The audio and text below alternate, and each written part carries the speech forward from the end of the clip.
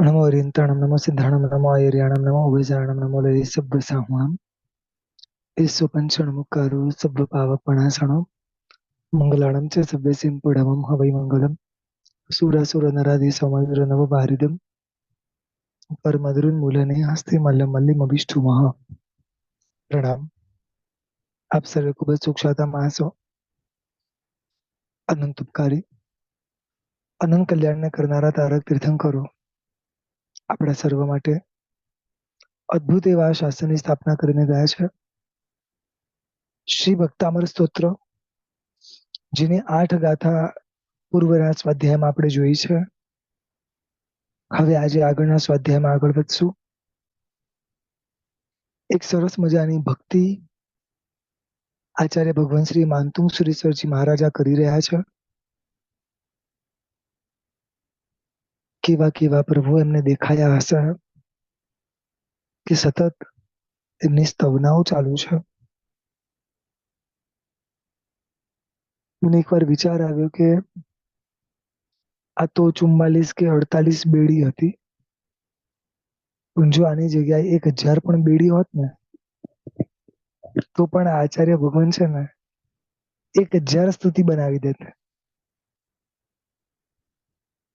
કારણ કે જે રીતે આ આચાર્ય ભગવંતના હૃદયમાં પ્રભુ છે, જે રીતે આ આચાર્ય ભગવંતના હૃદયમાં પ્રભુ વિશે અહોભાવ છે, આ તો બહુ ઓછી છે.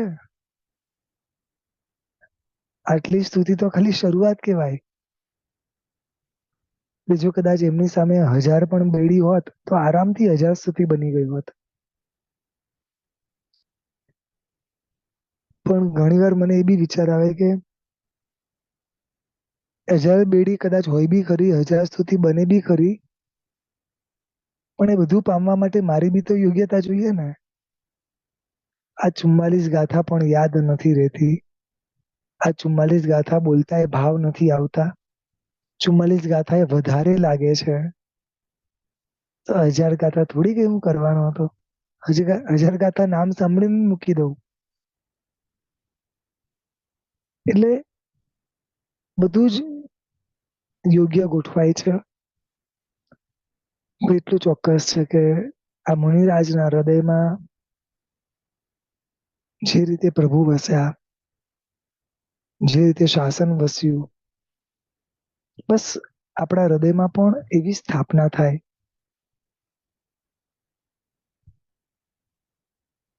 સહજતાએ પ્રભુની વાતો આપણા મોઢામાંથી નીકળતી થઈ જાય. વાતો કરવાનું મન થાય ને તો બી પ્રભુની જ વાતો બોલવાનું મન થાય. સમટાઈમ ઘણીવાર અમુક વ્યક્તિથી આપણે ઇમ્પ્રેસ થઈ ગયા હોઈએ ને તો છે ને આખો દિવસ એની જ વાતો ચાલે. અમારા જમાઈ તો છે ને બહુ જ સરસ છે. આ એક છે આપણા જીવનમાં, આપણને ખબર છે કે આ બને છે.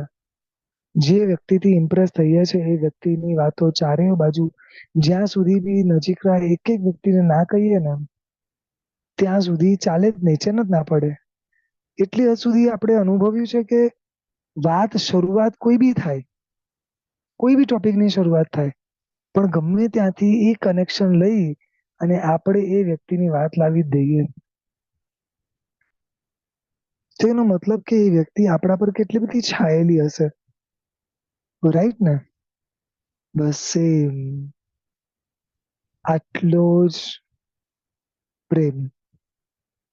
આપણો તો રાગ છે, આપણો તો સ્વાર્થ છે, પરંતુ આ શ્રમણ ભગવંતોને પ્રભુ પ્રત્યે એટલો જ અહોભાવ.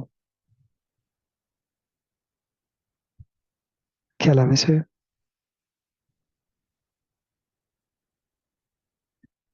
જો આ સ્તુતિ આપણા કેટલા ભાવોની વૃદ્ધિનું કારણ બનશે ખબર નથી, પરંતુ એટલી ચોક્કસ પ્રભુને વિનંતી કરવાની કે પ્રભુ એક નાનકડું પણ પદ અમારા જીવનની અંદર જો સેટ થઈ જાય ને અને કાયમ માટે તારા એ ગુણો અમારા મગજમાં, અમારા રૂમે રૂમમાં રમતા થઈ જાય ને તો બી અમારું જીવન સુધરી ગયું. ઇનફ છે.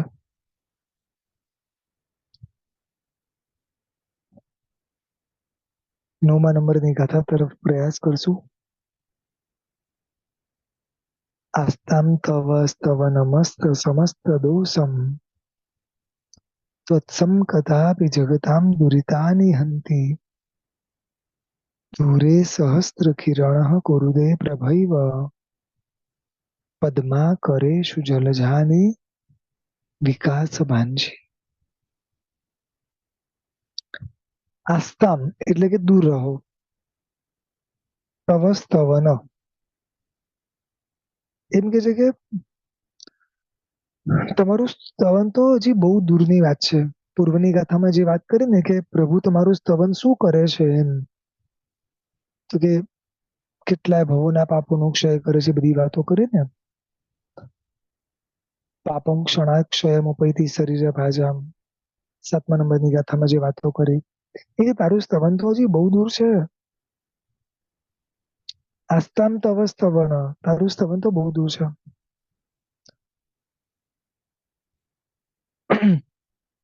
શું કે છે કે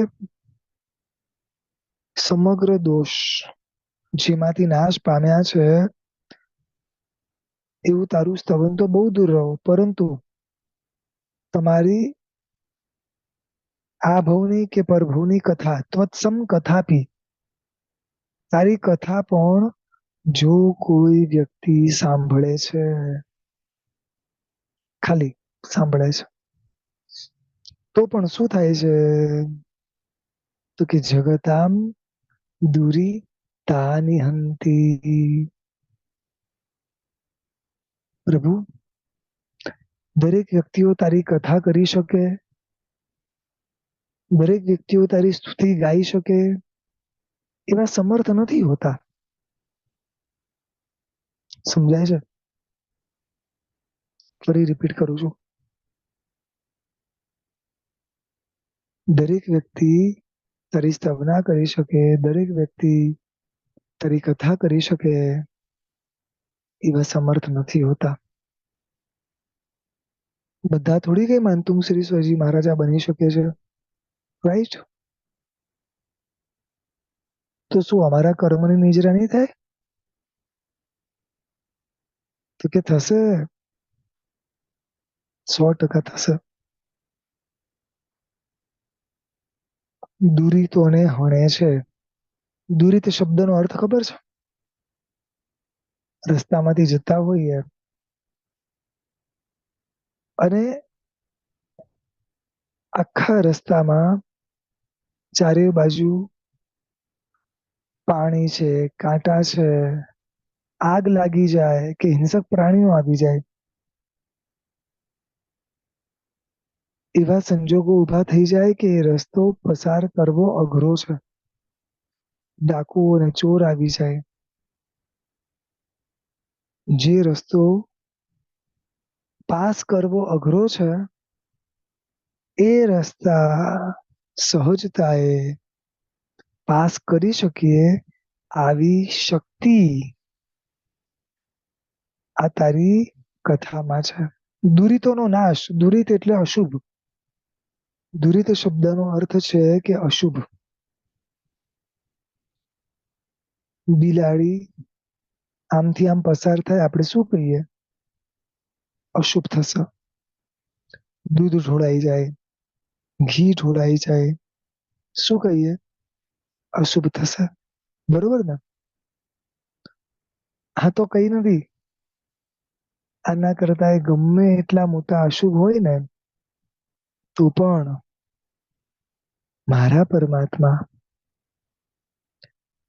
એમની કથા એટલે કે એમના જીવન ચરિત્ર ખાલી સાંભળવાના.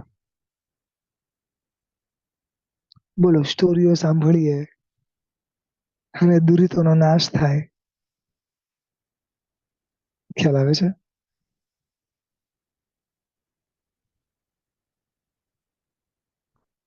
પ્રભુ કેવા હશે કે એમનું ચરિત્ર કેવું હશે, એમની કથા કેવી હશે કે કથા પણ આપણા પર અસર કરે છે. બોલો, આપણા પર અસર કરે છે એટલે તમે સમજો આપણા ઉપર લાગેલા જે કર્મ છે, અશુભ કર્મ, એને નાશ કરે છે. મને મારા અશુભ કર્મ તો દેખાતાય નથી. દેખાય છે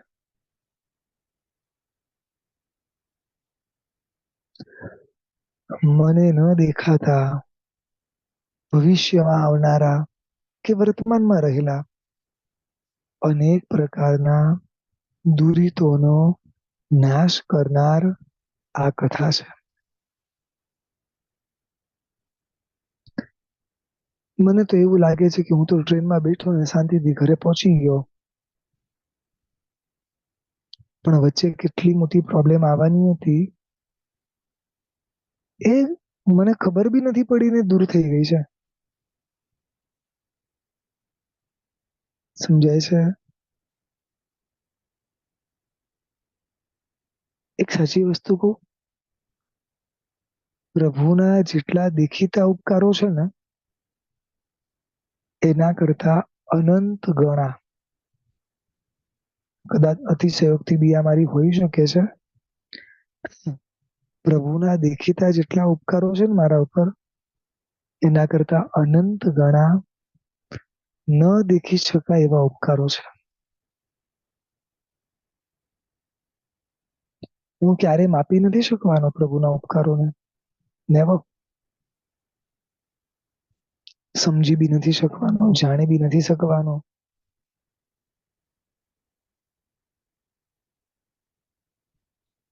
કોઈ અવધિ જ્ઞાની આવીને બીજો ઉપકારો કહેવા માંડે તો એ ખૂટી જાય. અને જો કોઈ કેવડી આવે તો પૂરું થઈ ગયું. કેટલાય ભવોમાં કેવા કેવા સ્વરૂપે કેવા કેવા નિમિત્તો ઉભા કર્યા છે ને ત્યારે જઈને આ ભવની અંદર આટલું બધું અઢળક સુખ મળ્યું છે.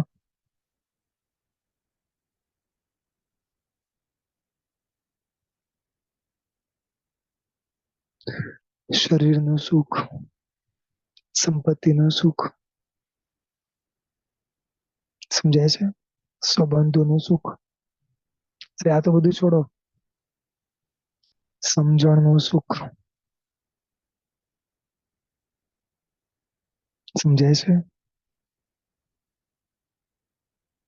શું લાગે છે ગમે તે વ્યક્તિને પ્રભુનું શાસન વળી જાય? સવાલ જ નથી.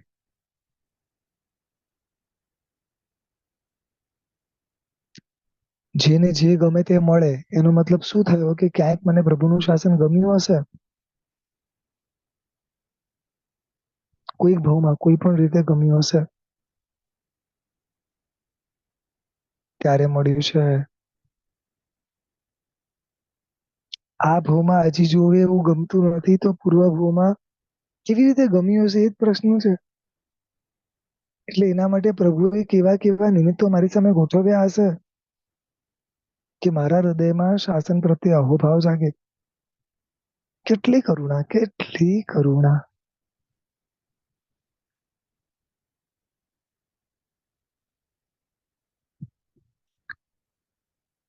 ત્વત્સંગ કથાપि જગતામ દુરિતાની હંતિ.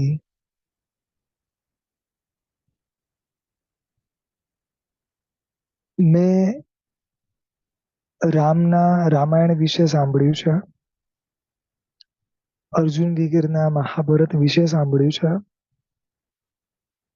કે ઘણા લોકોએ એના ઉપર જુદા જુદા વેથી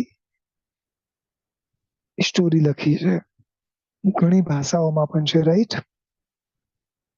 ઘણા બધા લોકો માને પણ છે, રાઈટ?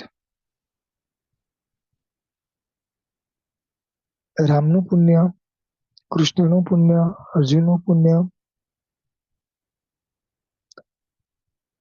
તો પછી જે પ્રભુ જેને આ બધા માનતા વિતરાગ, પછી વિતરાગમાં કોઈ પણ હશે પણ એ જે વિતરાગ પ્રભુને માને, એ જે વિતરાગ પ્રભુ પ્રત્યે અહોભાવ વિતરાગ પ્રત્યેનો હોવો જોઈએ, જેને જે એવા લોકોને હતો તો એ અહોભાવ મને કેમ નથી? બીજા લોકો એ લોકો માટે આટલું બધું લખી શકે છે, આટલું બધું કરી શકે છે, તો મને મારા પ્રભુ પ્રત્યે કેમ નથી?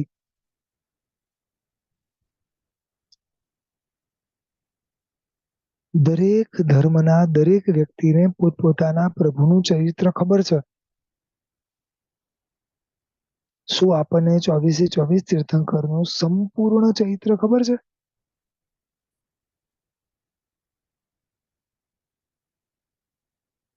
અરે કોઈક બુક મોકલાવે ને કે આ વીર પરમાત્માના જીવન ચરિત્ર ઉપર બુક છે, વાંચો.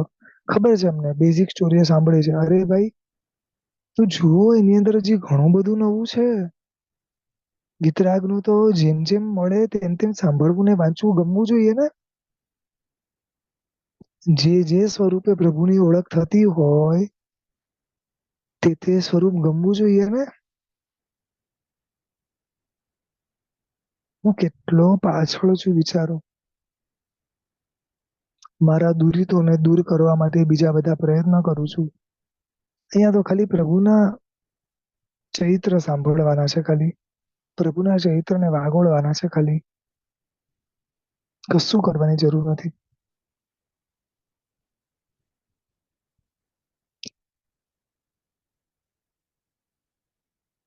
કેવો દાખલો આપ્યો તમને ખબર છે આની સામે? દૂરે સહસ્ર કિરણ કુરુતે પ્રભૈવ પદ્મા કરે જલજાની વિકાસ ભાંજી.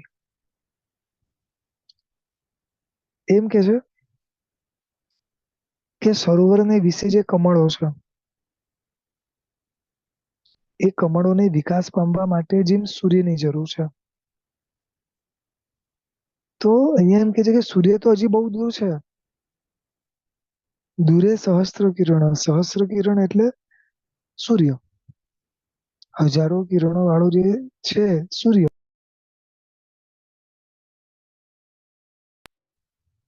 એ તો બહુ દૂર છે.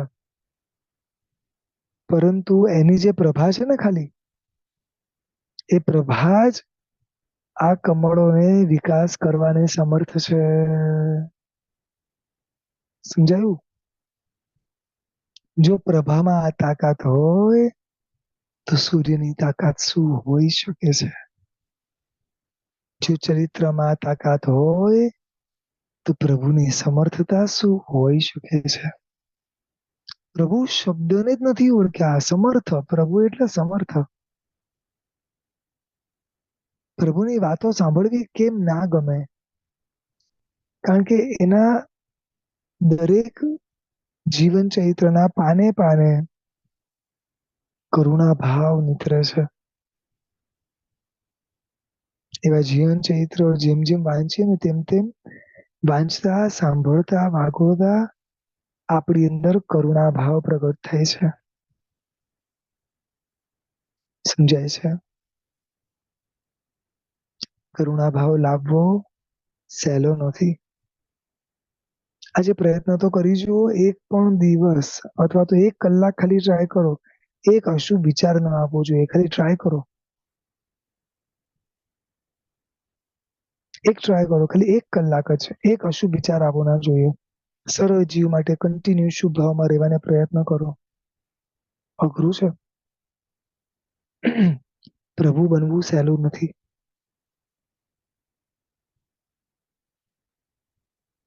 ક્ષમણ ભગવંતે બહુ સરસ વાત કરી હતી કે પ્રભુના જીવન ચરિત્રની અંદર અમુક વસ્તુઓને હાઈલાઈટ કરીને બતાડવામાં આવી છે. શેના માટે? કે એનામાંથી આપણા જીવનમાં શીખવાની અમુક વસ્તુઓ છે એના માટે. બાકી પ્રભુનું જીવન ખૂબ ઊંચું છે. પ્રભુએ કાનમાં શીશું રેડ્યું, પ્રભુએ પેલા સિંહને ફાડી નાખ્યો, પ્રભુએ અહંકાર કર્યો, પ્રભુએ ઉચ્ચત્વ પ્રરૂપણા કરી. બરોબર ને? આ બધી વસ્તુઓ હાઈલાઈટ કરવામાં આવી છે. એ પ્રભુના દોષો બતાડવા માટે નહીં, આપણા માટે. સમજાય છે? એટલું બધું પ્રભુમાં ઊંચું તત્વ છે, એટલું ઊંચું જીવદળ છે એનું, કે એની ગુણોની વાતો કરવા જઈએ તો આપણે ક્યાં ચક્કર ખાઈ જઈએ. અથવા હવે બીજી દ્રષ્ટિએ કહું, પ્રભુમાં આટલા જ મોટા દોષો હતા. શું બોલ્યો? પ્રભુમાં આટલા જ મોટા દોષ હતા, બાકી બધા ગુણો જ ગુણો હતા. હવે વિચારો કે પ્રભુ કેટલા ગુણવાન સંસારી અવસ્થામાં,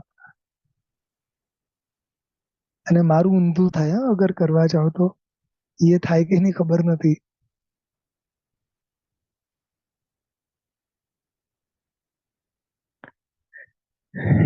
એક જગ્યાએ બોર્ડ ઉપર મેં વાંચ્યું હતું,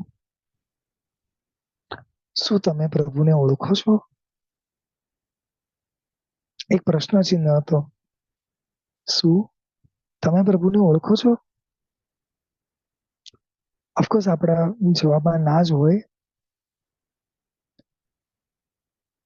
લગભગ 10-15 ક્વેશ્ચન માર્ક મૂકેલા હતા અને છેલ્લે એક લાઈન લખેલી હતી,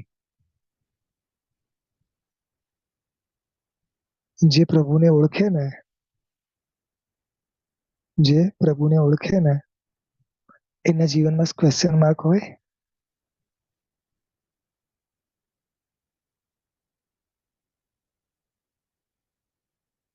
સમજાયું? દૂરે સહસ્ર કિરણ કુરુતે પ્રભૈવ પદ્મા કરીશુ જલજાની વિકાસ વાંચે. સરસ મજાની આ 9મા નંબરની ગાથા છે.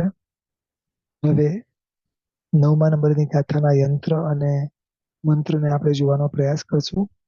શવિકાબેન,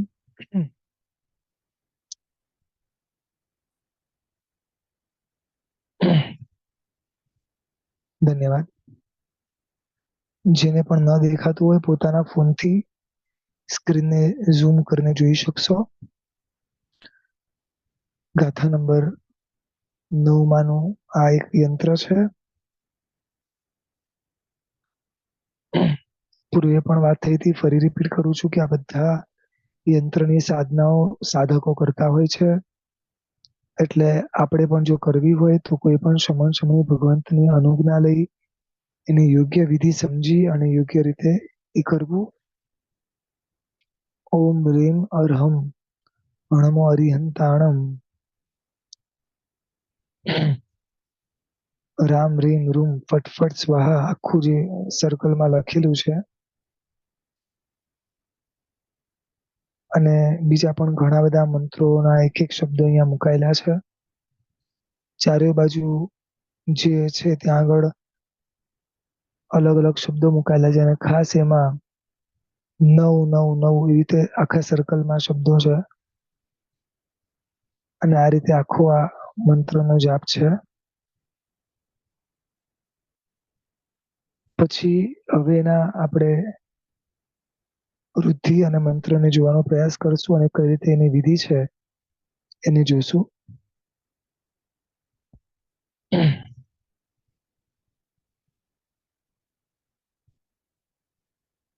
જુઓ, ગાથા નંબર 9 છે અને એની અંદર વૃદ્ધિના મંત્ર તરીકે ઓમ રીમ અર્હમ અણમો અરિહંતાણમ રામ રીમ રૂમ ફટ સ્વાહા, અને એનો જે મંત્ર છે ઓમ રીમ શીમ ક્રોમ ક્લીમ રહ રહ રહ હમ હમ નમઃ. કઈ રીતે આની સાધના કરવાની છે એના માટે લખે છે કે આ સ્તોત્ર છે અથવા વૃદ્ધિ છે કે મંત્ર છે, આનો જાપ કરવાથી તથા યંત્ર પાસે રાખવાથી માર્ગમાં ચાલતા ચોર છે કે ધાડ વગેરે એટલે કે ડાકુ વગેરે છે એના ઉપદ્રવ ટળે છે. અને સૌથી મોટી વસ્તુ, ઘરના 4 કોર્નરમાં 4 કાંકરાને 108 વાર આ મંત્રથી મંત્રી દઈએ અને ચારેય કોર્નરમાં એ કાંકરાઓ મૂકી દઈએ તો ક્યારે પણ આપણા ઘરમાં ચોર પ્રવેશી શકે નહીં. અને માનો કદાચ કોઈ ચોરનો પ્રવેશ થઈ બી ગયો તો એ ત્યાં શું થઈ જાય? સ્ટેચ્યુની જેવો બની જાય. સમજાયું બરોબર? અત્યારે તો જો કે ચોર બી સ્માર્ટ થઈ ગયા છે. પણ આ યંત્રનો પ્રભાવ પૂર્વના કાળમાં હતો અને આજે પણ છે. જેની જેવી શ્રદ્ધા એ પ્રમાણે તે વસ્તુ અસર કરે. ચાલો, ગાથા નંબર 10.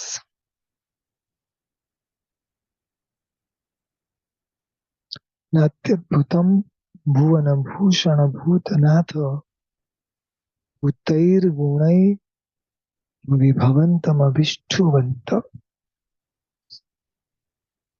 બે લાઈન છે. ભૂતૈર્ગુણૈર્ભુવિ. શું કે છે કે હે પ્રભુ, સત્ય ગુણો વડે આ જગતમાં ભૂતૈર્ગુણૈર્ભુવિ એટલે સત્ય ગુણો વડે આ જગતમાં ભવંતમભિષ્ઠુવંત આપની સ્તવના કરનારા કેવા થાય છે? તો કે તમારા જેવા થાય છે. બહુ સરસ આ વાત કરે છે. ન અત્યદ્ભુતમ એટલે શું કે છે કે પ્રભુ જગતને વિશે આશ્ચર્ય નથી, એટલે બહુ મોટું આશ્ચર્ય છે. શું? તો કે તમે સાચા ગુણો વાળા છો અને જે વ્યક્તિ આપની સ્તુતિ કરે છે તો તમે શું કરો છો? તો કે તુલ્યા ભવંતી ભવતો નનુ તેન કિમ વા ત્યાશ્રિતમ યહનાત્મ સમમ કરોતિ. તમે આ જગતમાં કોઈ એવા વ્યક્તિને જોયો કે તમે એની સ્તુતિ કરો અને એ તમને તમારા જેવો બનાવી દે? ફરી પ્રશ્ન પૂછું છું. કોઈ એવા વ્યક્તિને આપણે આ લાઈફમાં જોયો? એક નોકર છે, એ બોસની ગમે એટલી સેવા કરતો હોય તો બોસ શું કરશે? વધુ વધુ ડબલ પગાર આપશે, ખુરશી પર બેસાડી દેશે. આ ગાથાને બહુ સમજવાની છે. પ્રભુની સ્તુતિ કરવાથી ફાયદો શું થઈ શકે? પ્રભુ ક્રોધ, અહંકાર, માયા કપટ, લોભ, વિષયો, વિકારો, વિકલ્પો, આ વાતો અનેક દોષો છે. પરંતુ પ્રભુ જે પ્રમાણે આચાર્ય ભગવાન બતાડી રહ્યા છે કે તમારી સ્તુતિ કરનારાને તમે તમારા જેવા બનાવો છો. એટલે એનો મતલબ એવો થયો કે જ્યારે પ્રભુને અનેક ઉપસર્ગ થયા તો એ પ્રભુ એકદમ કેવા શાંત હતા. હતા ને? ચંડ કૌશિકે ડંખ માર્યો, પ્રભુ શાંત હતા ને? આવી અવસ્થા આપણી અંદર આવી શકે એમ છે. અત્યારે તો દૂર દૂર સુધી દેખાતું નથી. પણ પ્રભુ આવા કૃપાળુ છે. ટોટલી ક્રોધ ગાયબ. જે દિવસે ખરેખર આવું થાય ને, નાચજો. ખરેખર કહું છું. પ્રભુ તારા ગુણોનું અવતરણ મારી અંદર થઈ રહ્યું છે. અને જ્યાં સુધી ના થાય ને ત્યાં સુધી હાથ જોડીને, હાથ ફેલાવીને માંગજો. સમજાય છે? કશું કરવાની જરૂર નથી, કે તમે ખાલી પ્રભુની સ્તુતિ કરો, પતી ગયું.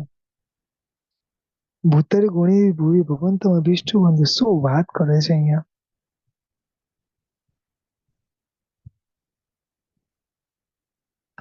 આટલા મોટા પ્રભુ, આટલા જ્ઞાની પ્રભુ ભણવા લઈ જાય, કોઈ અહંકાર નથી, સર્વ કળામાં હોશિયાર છે, કશું શીખવાની જરૂર નથી, છતાંય ચૂપચાપ બેસી ગયા હાથીની અંબાડી ઉપર. પ્રભુ આવો વિનય ભાવ શું મારી અંદર પ્રગટ થશે? યસ, થશે ને. પ્રભુની ભક્તિ કરશું ને તો થશે. પ્રભુના જેવો વિનય લાવો છે ને.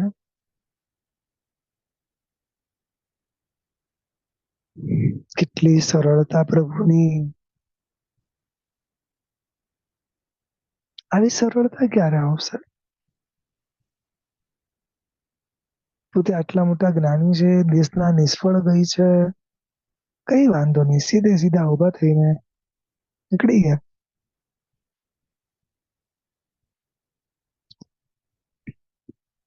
ઘોસાળો ભર સભામાં આવીને કહે છે કે તમે તીર્થંકર નથી, હું તીર્થંકર છું. તમે તો ઢોંગી છો, તમે તો આમ છો, છતાં એકદમ સરળ શાંત છે. આવું લાવવું છે ને. પ્રભુની સ્તુતિ કરો, ભક્તિ કરો, આવી જશે. ત્રણેય લોકની સર્વ સમૃદ્ધિ પ્રભુના ચરણમાં છે. આફ્ટર કેવ જ્ઞાન કયું સુખ નથી પ્રભુ પાસે બાહ્ય. આખું ત્રણ જગત પૂજે છે, ત્રણ જગત વંદે છે.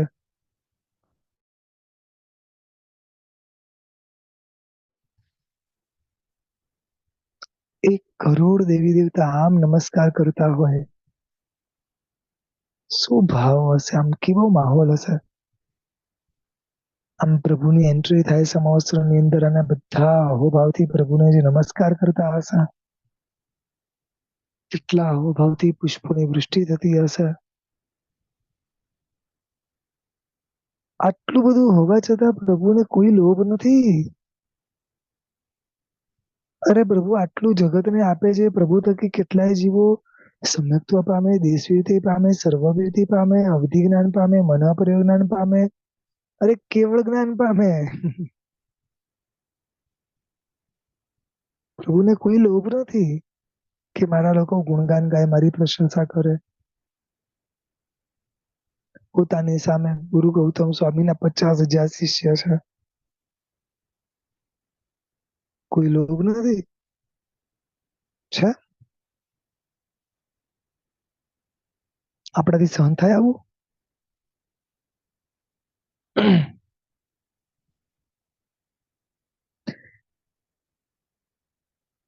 પ્રભુને રાગ નથી. આપણે તો આમ સડેલું મોઢું મળ્યું છે. એકચ્યુઅલી સડેલું શબ્દ એના માટે બોલું છું કે છઠ્ઠું સંઘાણ અને છઠ્ઠું સંસ્થાન છે. નજીકના લોકો કરતા સારું છે એટલે આપણે બેસ્ટ માની લઈએ છે. હર પલે હર ક્ષણ આમાંથી પૂતગલો ખરે છે. રાઈટ? ચલો બહુ સડેલું બોલીશ તો તમને ખરાબ લાગશે, પણ પ્રભુ જેવું તો નથી જ ને આપણું મોઢું.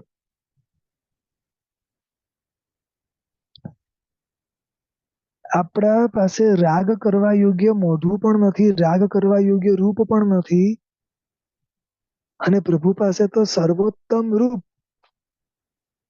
સર્વોત્તમ બળ, બુદ્ધિ, શક્તિ, પુણ્ય બધું જ છે.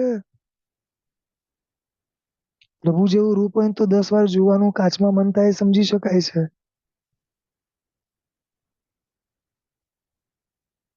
પ્રભુ જેવું રૂપ હોય ને તો શરીરને શણગારવું એ સમજી શકાય છે. આ તો બધું ઉતરતું છે, છતાંય ગમે છે. અને વાત પ્રભુની છે કે પ્રભુ તમારા પાસે સર્વોત્તમ છે, તો તમે એકવાર બી રાગ ન થાય. આપણા નજીકના બધા સંબંધો, આપણને જાતને ખબર છે કેટલી લાતો ખાધી છે. કેવા કેવા શબ્દ સાંભળવા પડે છે, કેવા કેવા વ્યવહારો આપણે સહન કરીએ છીએ એમના, રાઈટ? તો એ રાગ છે, બોલો? તો એ રાગ છે. તો એ જ વ્યક્તિ ગમે છે, તો એ આ બધું ગમે છે. ખાલી વિચારો તો ખરા.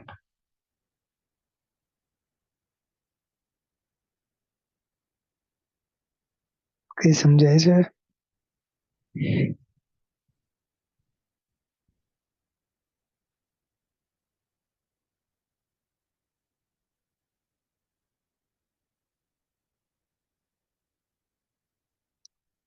રાગ કરવા યોગ્ય મારી પાસે કશું નથી, એની પાસે રાગ કરવા યોગ્ય બધું જ છે.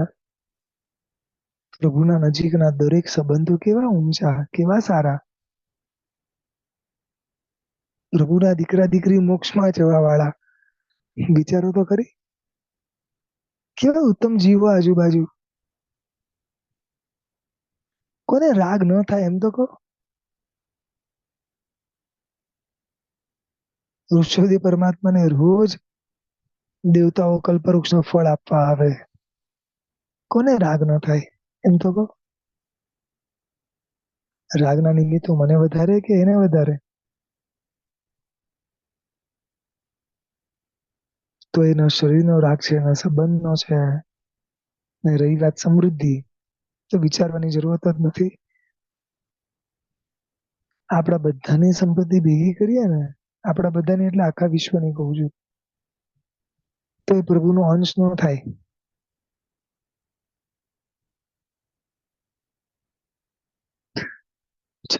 છતાં એમ કે છે કે આવા પ્રભુ તમને તમારા સમાન બનાવી દે છે. પ્રભુ આપ કેવી રીતે આટલા બધા રાગ વગર રહી શક્યા? ઘણી વાર શ્રી શાંતિનાથ પરમાત્માને જોઈએ વિચાર આવે કે ચક્રવર્તી હતા, આટલી પત્ની, આટલી સમૃદ્ધિ, આટલા રાજ્ય, છતાંય રાગ નતો. અમાર તો એક પત્ની, એક નાનું ઘર, એક આમ નાનકડું બધું, એમાંય કેટલો રાગ છે.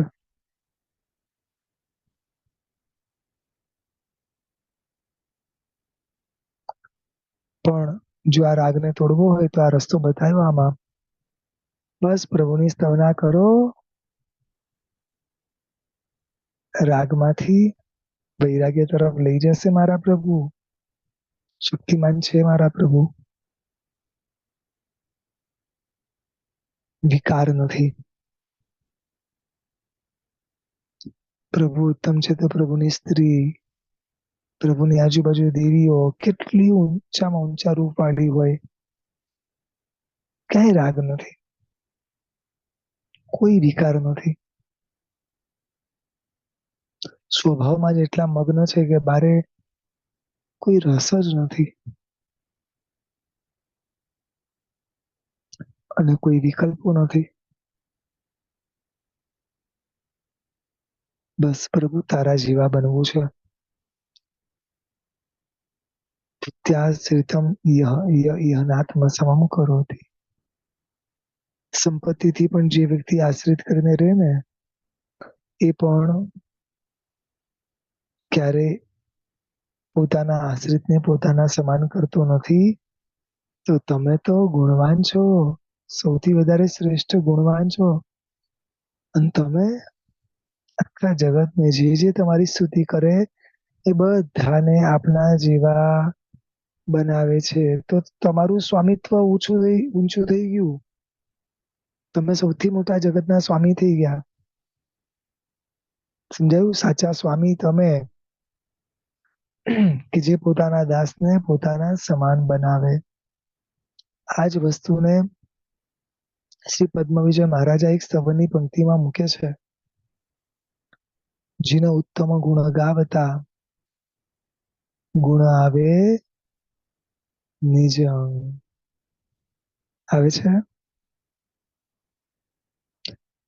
અરિહંત ના ધ્યાને અરિહંત બની જશો. જીનની ભક્તિ કરતા કરતા જીન બની જશો. ચાલો હવે આ ગાથાના યંત્ર અને મંત્ર વગેરેને આપણે જોઈ લઈએ.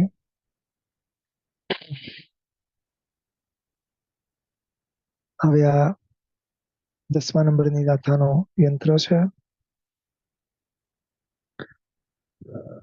આ દરેક ફોટાઓ ગ્રુપ પર એના માટે નથી મૂકતા કારણ કે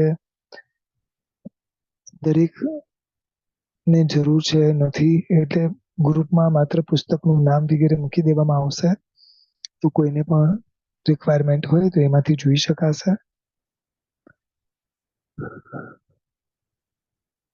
વચ્ચે 4 શબ્દ યુક્ત આખો એક મંત્ર છે. એની ચારે બાજુ અલગ અલગ મંત્ર બીજ છે. રીમથી આખી કુંડળી બનાવેલી છે અને પછી આખો સર્કલમાં એક મંત્ર મૂક્યો છે, ઓમ રીમ અરહમ નમો સ્વયં બુદ્ધિણમ. અને ત્યારબાદ પણ બીજો આખો એક મંત્ર છે અને ચારે બાજુ ઓમ છે અને એની પછીના સર્કલમાં બી ઓમ રીમ અરહમ નમો વગેરે વગેરે મૂકેલું છે. તો આ બધા જ અલગ અલગ મંત્ર છે. હવે એના મંત્રની સાધના કઈ રીતે કરવી એ મંત્ર તરફ આપણે જોઈ લઈએ.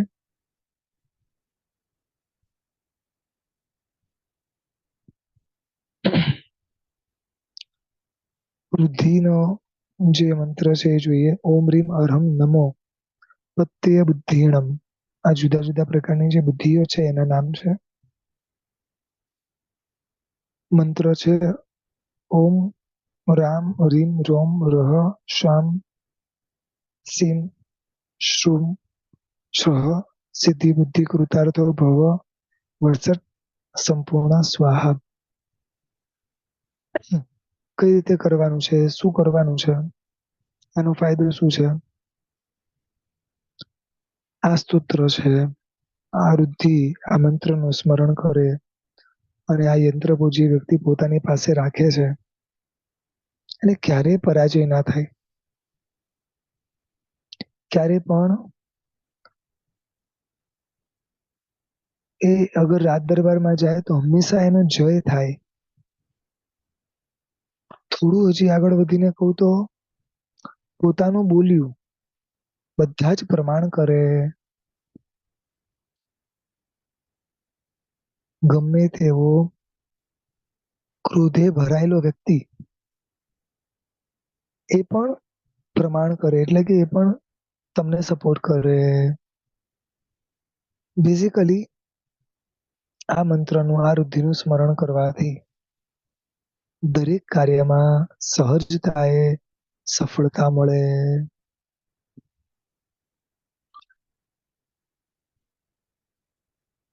આ રીતે આ 10મા નંબરની ગાથા અહીંયા પૂર્ણ થઈ. ગાથા નંબર 11.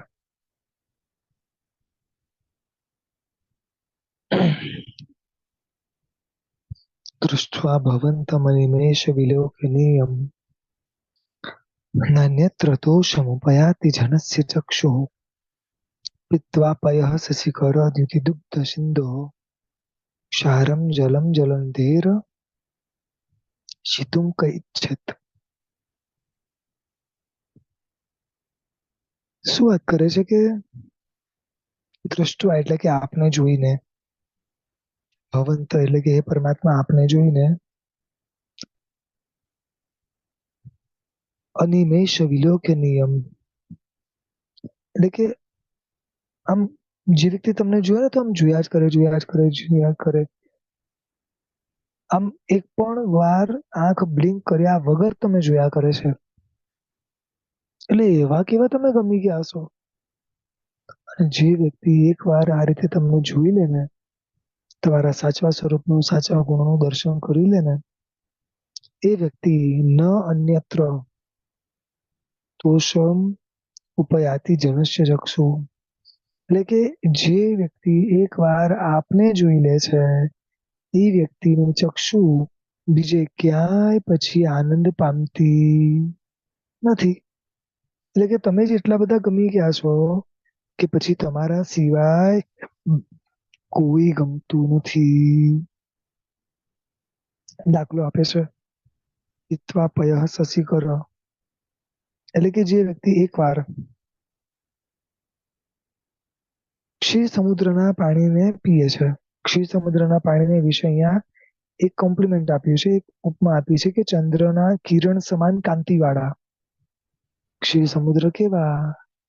તો કે ચંદ્રના કિરણ સમાન કાંતિવાળા એવા ક્ષીર સમુદ્રના પાણી પીને કયો વ્યક્તિ ક્ષારમ જલમ એટલે કે ખારા પાણીવાળા એવા લવણ સમુદ્રના પાણી પીવાની ઈચ્છા કરે. એક છે ને સરસ મજાનું સ્તવન છે, ગીરવારે ગુણ તું મથણા. ઘણા બધા આપણે સાંભળ્યું છે, ઘણા બધા આપણે વારંવાર વાગોળ્યું પણ છે, રાઈટ? એમાં સરસ મજાની પંક્તિઓ છે. ઝીલ્યા જે ગંગા જળે તે છિલ્લર જલ નવી પેસે રે. આવે છે આવું? શું કહેવા માંગે છે કે જે વ્યક્તિ એકવાર ગંગાજળમાં નાઈને આવે ને તો પછી નાના નાના ખાબોચિયાના પાણીમાં એને રમવાનું ગમે ન ગમે? હજી એક દાખલો એમાં એવો આપે છે, જે માલતી ફૂલે મોહિયા, જે ભમરાઓ માલતી વગેરે પુષ્પ ઉપર બેસીને આવે છે, રાઈટ? એની સુગંધો કેવી જોરદાર હોય. અને જે વ્યક્તિએ આવા સુગંધોના અનુભવો કર્યા છે, તો પછી એ વ્યક્તિને બાવળ ઉપર બેસવું ગમે ન ગમે? સમજાય છે? બસ અહીંયા પણ આ ગ્રંથકાર એ જ સમજાવે છે કે પ્રભુ તને જોયા પછી બીજે ક્યાંય જોવાનું મન જ ના થાય, તારી પાસે આવ્યા પછી બીજે ક્યાંય જવાનું મન જ ના થાય. જો આપણા જીવનમાં ઘણા ઉતાર ચઢાવ આવ્યા છે, કદાચ હજી પણ આવશે,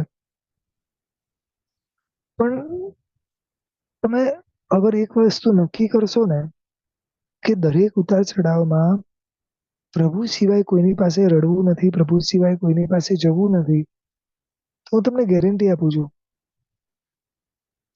પછી પ્રભુ સિવાય કોઈની પાસે જશો બી નહીં. કારણ કે એવા સંજોગો થઈ જશે કે તમને પ્રભુ ગમવા લાગશે.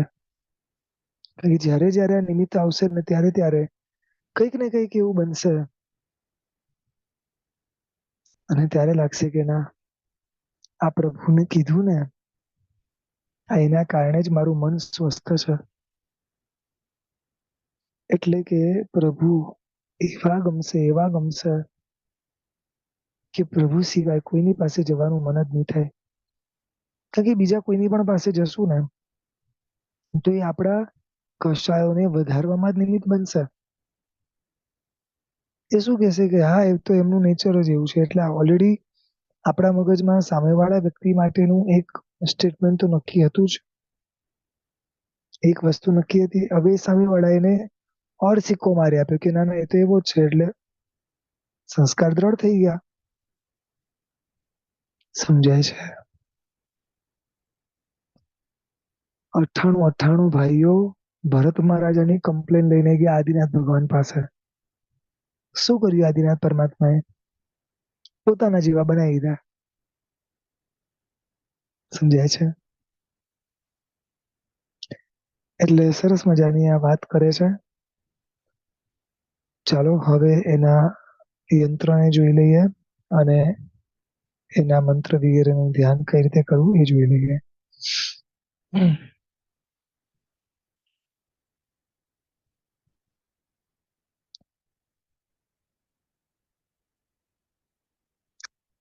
11મા નંબરની ગાથાનું આ એક યંત્ર છે આખું.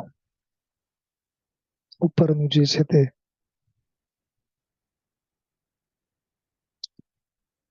વચ્ચે અલગ અલગ 4 અક્ષરોથી યુક્ત એક મંત્ર બીજ છે અને એના સર્કલમાં જે પાંદડીઓની અંદર ઓમ રીમ આખા અલગ અલગ મંત્રો છે. એની પછીના સર્કલમાં જે અલગ અલગ કલરમાં છે એ પણ બધા અલગ અલગ મંત્રો છે.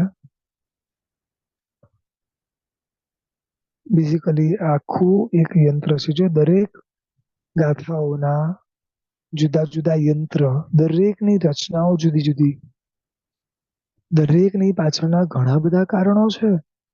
આ જ રીતે આ યંત્ર કેમ છે, આ શબ્દ આ રીતે જ કેમ ગોઠવાયો છે, આ બધાની પાછળ ઘણા બધા કારણો છે. ચાલો હવે એની સાધના કઈ રીતે કરવી એ જોઈ લઈએ. 11મા નંબરની ગાથા છે, એનો જે મંત્ર છે,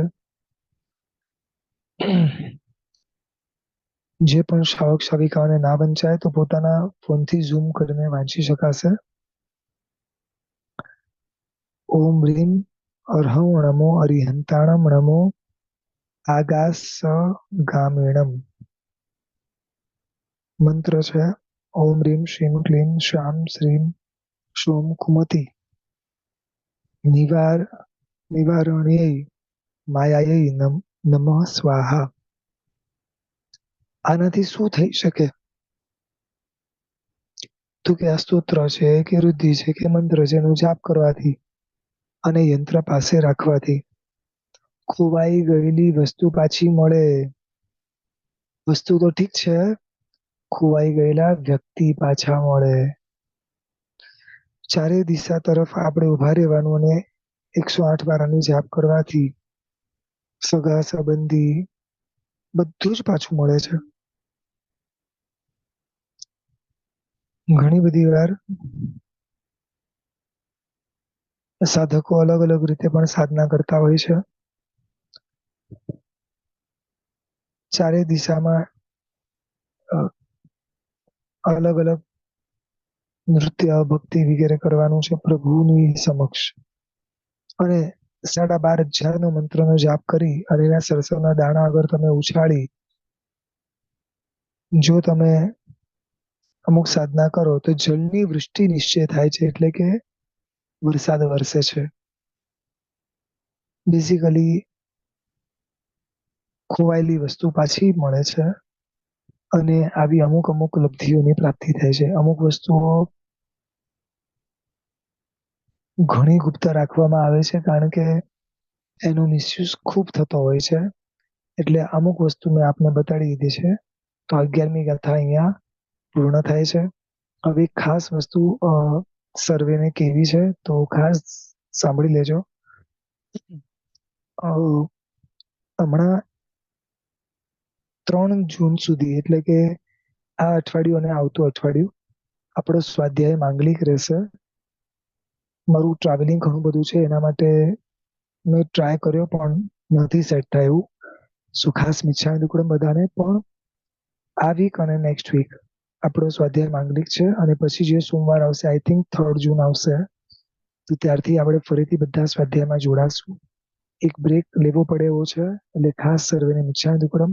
પણ ફરીથી આપણે બધા જ નેક્સ્ટ ટુ નેક્સ્ટ એટલે કે આ વીક અને એની પછીના વીક પછી આપણે બધા જોડાશું.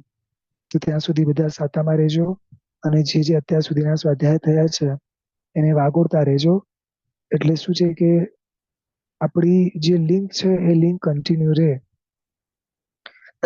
આ મંત્રોના જાપ વગેરે બોલવામાં ઘણીવાર કદાચ કોઈ પણ પ્લસ માઇનસ શબ્દ થઈ જતો હશે. જેના આજ્ઞા વિરુદ્ધ કંઈ પણ બોલાયો તો ત્રિવેદી મિચ્છામિદુક્કડમ. શવિકાબેન સ્તુતિ બોલજો. પ્રણામ સર, આજ્ઞા આપજો. હાજી પ્રણામ. જેની પૂજા કરનારની દેવેન્દ્ર પણ પૂજા કરે, જેનું શરણ લેનારનું ત્રૈલોક્ય આખું શરણ લે, જેની કૃપા વરનાર ભવ સાગર સરળતાથી તરે, તે આદિનાથ જિનેન્દ્રને પંચાંગ ભાવે હું નમું, તે આદિનાથ જિનેન્દ્રને પંચાંગ ભાવે હું નમું. પ્રણામ સર. પ્રણામ. ખૂબ જ સુંદર